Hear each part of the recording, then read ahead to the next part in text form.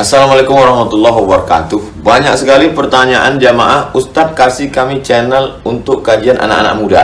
Di antara anak muda berasal dari Aceh, luar biasa, channelnya Maulizul Akbar Nak.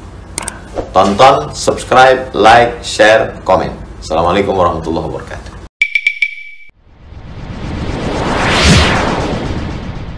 Bagaimana kalau hadiah datangnya dari caleg?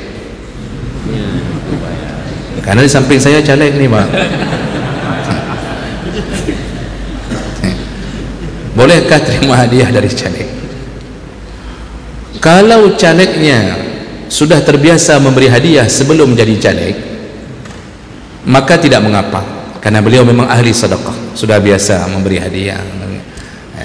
Tapi kalau seandainya sebelum jadi caleg tak pernah beri hadiah, tiba-tiba pas menjadi caleg beri hadiah, maka di saat itu termasuk sogok menyogok. Tapi yang gebi ikhlas, upanya nak ikhlas menyohana caleg, nak gebi yang haba tak ikhlasnya.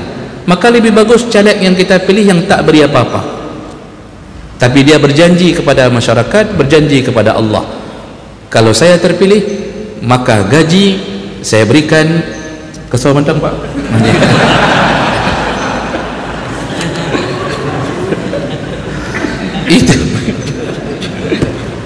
Itu yang kita pilih, Pak.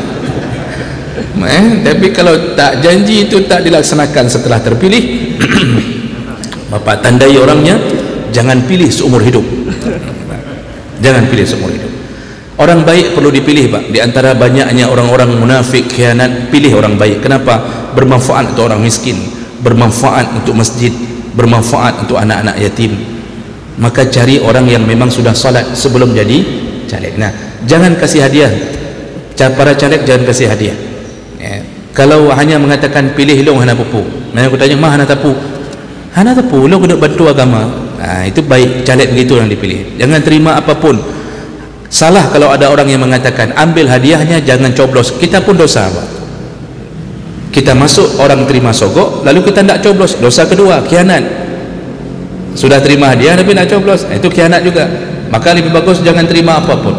Masjid-masjid jangan terima hadiah apapun sebelum orang itu benar-benar terpilih menjadi caleg yang memang dia bukan dari jalan sogok menyogok. Nah itu jangan biasakan urusan